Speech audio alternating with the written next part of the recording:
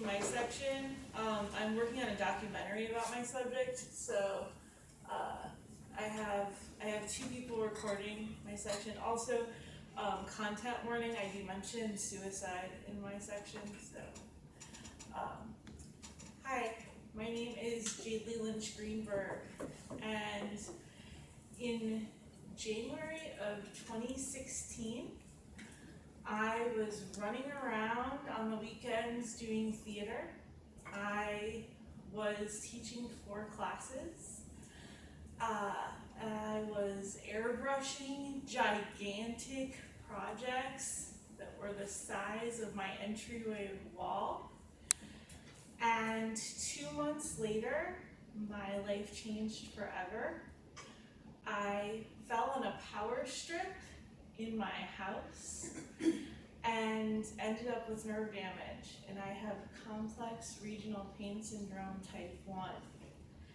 It is considered a rare disorder, and it is the highest rated pain disorder on the pain scale, the McGill pain scale, which rates different types of pain, including things like a fracture, which rates 18 out of 50, non-terminal cancer, which on average rates 24 out of 50, untrained childbirth, which rates 34 out of 50, CRPS rates 46 out of 50. That's my life. I am here to talk to you, though, not about CRPS, but about chronic pain and how it, as an invisible disability, affects our student population, especially because we are a veteran-friendly school. Like, literally, we have that as a label. And many of the people who are affected by chronic pain, especially in the wake of the CDC guidelines affecting opiate and opioid medication that came out in 2016 and have been highly contested, how that affects our student population. So I want to tell you about a student that I had long before those rules came into effect. I'm going to call him Johnny, obviously not his name. Early on in my teaching career, I can't tell you what year. I've been teaching since 2005, a lot of it blends together. I was teaching English 104 though, which is Intro to Composition, and as I often have students work in groups, and I asked the groups to come to the front and present their work for the day. Now, those of you who are in my classroom, on a regular basis who are in here, you know that I generally just have you present from wherever you are in the classroom most of the time, unless it's the big presentation at the end. At the time, I would have the students come to the front. And Johnny's group, well, they would come to the front without him. So this happened a couple of times. Johnny wouldn't come to the front. And I don't call students out on things in front of their peers. So after the second time, I was like, all right, the next time that I have class, I'm going to underline verbally the importance of everyone coming to the front. So I said, okay, and I would like all group members to come to the front, whether or not you will be speaking today. So Johnny came to the front, and he brought his chair with him. A bit confused, but of course didn't ask questions until after class, and I went over to that side of the room, and as Johnny was leaving, I asked him, mind hanging out for a second? And I asked him about it. And it turns out he was recently returned from an overseas track in the military, and he had a back injury, and it was very painful for him to get up and go to the front. And so that was the start of me not having groups go to the front, except when doing a large graded presentation. And this was long before chronic pain was part of my life, and so it wasn't something I had ever thought about, and I learned an important lesson from Johnny that day. lesson that I've applied in my classroom, obviously, ever since, especially because we are a university with so many veterans. So, for those of you who are not familiar, in 2016, the Centers for Disease Control, the CDC, passed a set of guidelines that changed how much opiate or opioid pain medication chronic pain patients who do not have cancer are allowed to receive. Now, the difference between opiate and opioid pain medication is just a difference of clarification between, for example, like morphine versus something like Norco, but these are all, it is all of the pain medication that are the meds that you have to sign for and show your ID for,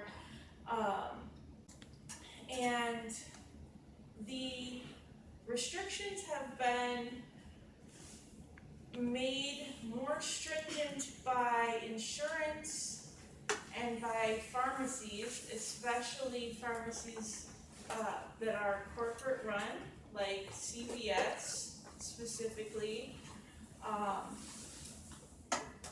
than the guidelines require. And there are many conditions that are chronic pain-based conditions that are invisible disabilities. For example, ankylosing spondylitis, which is where the spine fuses together slowly, which can start presenting in one's 20s. Fibromyalgia also often starts presenting in one's 20s. Nerve pain from shingles, arthritis. Those are just some of those conditions that some of our students likely face. In a September 2018 article for the Psychiatry and Behavioral Health Learning Network, the CDC statistics indicated that 1 in 10 suicide deaths in the US occurs in people with chronic pain. Further, the US National Center for Injury Prevention and Control analyzed data on more than 123,000 suicides in 18 states between 2003 and 2014. In 8.8% of those suicides, there was evidence of chronic pain, and the percentage increased from 7.4% in 2003 to 10.2% in 2014. Chronic pain kills, and we have students who are suffering on our campus and likely to be more even in high school age, and some of you are going into teaching high school. Obviously, this starts with generally seeing students who are maybe behaving differently. So sometimes it's not necessarily drugs, it's actually lack of medication. It's reason to ask questions. Purdue is on the list of the Purdue Northwest specifically is on the list of the 2018 military-friendly schools, which means we're placed in the top 20% of colleges, universities, and trade schools in the US for being friendly and ensuring the success of military veterans and spouses of both active and veterans. So that means that we have certain responsibilities to them. But this is also an area where those coming out of high school are likely to be going into the military.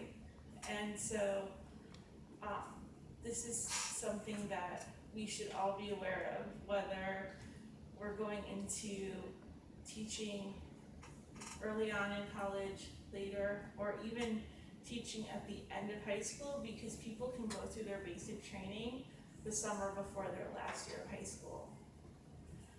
I was going to read a couple of the stories of people who have passed away from suicide due to pain, but instead, I think I'm going to tell you a little bit about something that's not on a script.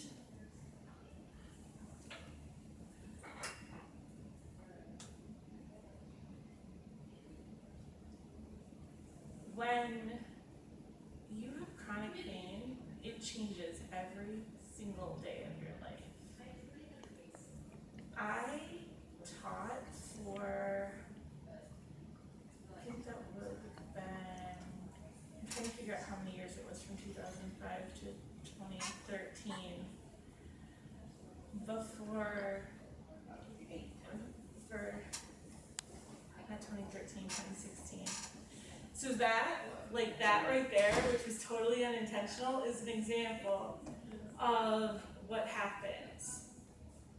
And Dr. Morrow knows, because she said on my thesis committee, like, I've never been the best person to memorize things, but I had a lot more ability to, I wouldn't have had as much script, I had some, but not that much. And I wouldn't be looking at the potential, this is my last semester teaching, but it probably is. Technically, my doctor has written a note saying I should be out of the classroom, because the stress of being in the classroom, even for one class, is more deterioration than with no insurance, because that's the reality of adjunct life, my body should have. But I love what I do. Chronic pain changes the way you think. It changes the way you function. And with the laws regarding medication, the best options people have are painful nerve blocks that often don't work. And when they don't work, they cause you terrible pain for no reason, and the risk of local anesthesia that can cause paralysis, temporary or sometimes permanent or permanent damage. You can risk going on medications like gabapentin or Lyrica, which can cause side effects that they aren't even sure of yet what those might all entail, because they are not long-term studied, especially Lyrica. These are things that I hope, when you look at students who maybe, whether they have obvious injuries or just are maybe absent for a while and then a bit foggy, you will think to yourself, maybe I should ask some questions before making assumptions that this student is just off, or just maybe has taken up a drug habit or is a little tipsy. Because I guarantee you there have been times that in prior semesters when I didn't disclose, because this is the very first semester that I came in on the first day, I disclosed to my students that I had CRPS, and that was only because I wasn't sure if I might be taping a little bit for my documentary about living with CRPS. I'm sure that there have been, in these past couple semesters, times that my students have thought I was a little off.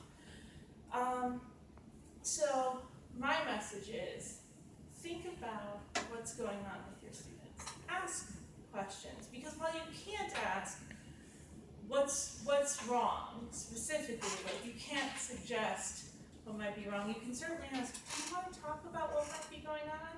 Are you feeling okay? Is there anything I can do to help? Seems like you're struggling, like you're having a hard time today. And so,